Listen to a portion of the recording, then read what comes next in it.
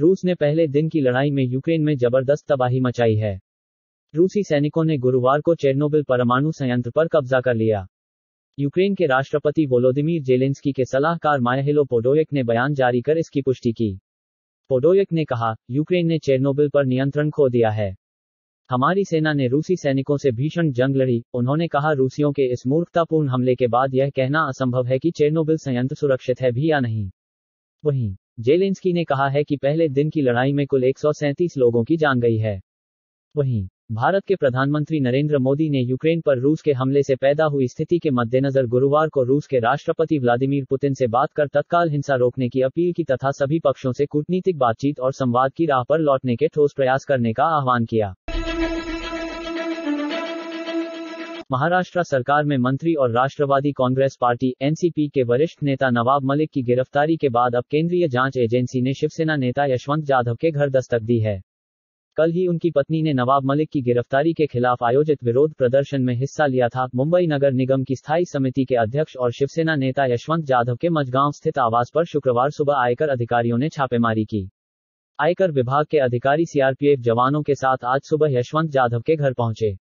फिलहाल उनके घर पर दस्तावेजों की जांच की जा रही है।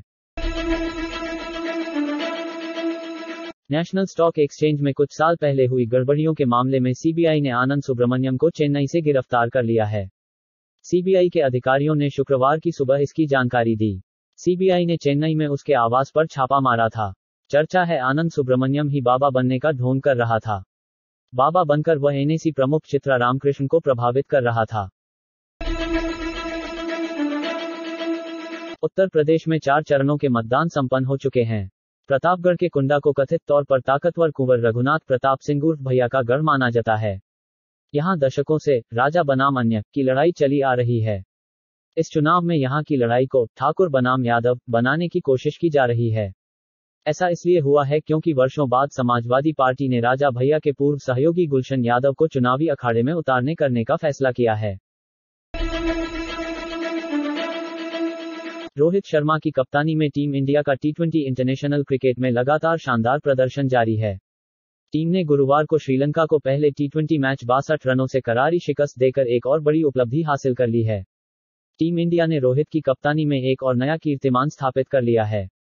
हिटमैन ने एक ऐसा वर्ल्ड रिकॉर्ड कायम कर लिया है जो दुनिया में अब तक कोई भी कप्तानी नहीं कर पाया है।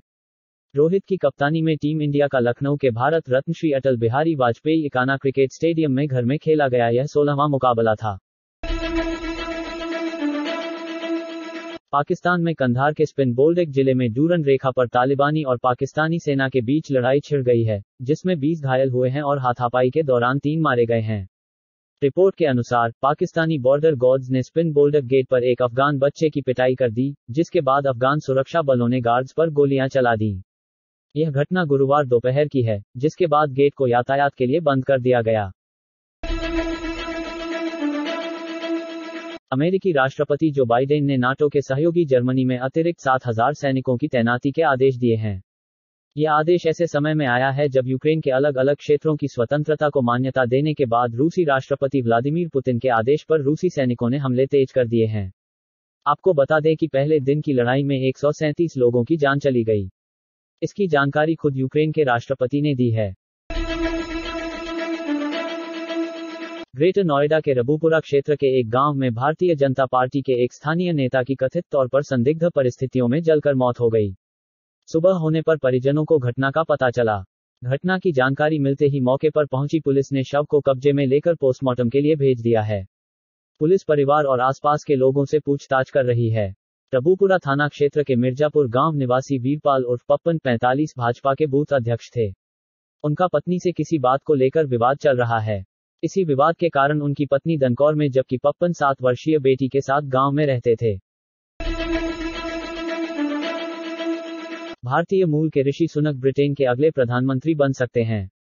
ये भविष्यवाणी की है ब्रिटेन में एक प्रमुख सट्टेबाज कंपनी ने, जिसका कहना है कि प्रधानमंत्री बोरिस जॉनसन जल्द ही इस्तीफा दे देंगे और उनके भारतीय मूल के chancellor Rishi Sunak 10 Downing Street British PM का दफ्तर में कदम रखने के लिए सबसे पसंदीदा उम्मीदवार हैं।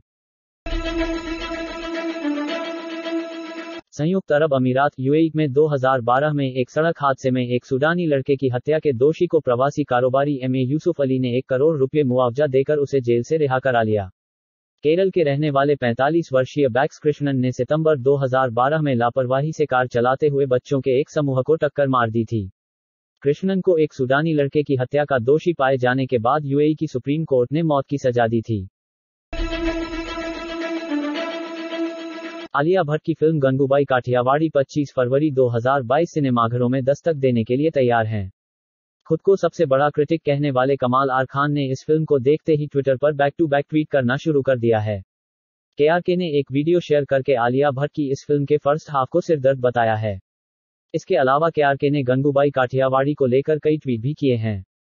गंगूबाई काठियावाड़ी को लेकर किए गए ट्वीट की वजह से कुछ लोग केआरके पर ही चढ़ गए हैं तो वहीं कुछ लोग उनके समर्थन में भी नजर आ रहे हैं। फिलिपिनो सेलिब्रिटी क्रिस एक्विनो जन्मदिन की में एंजल लॉक्सन के साथ फिर से मिले।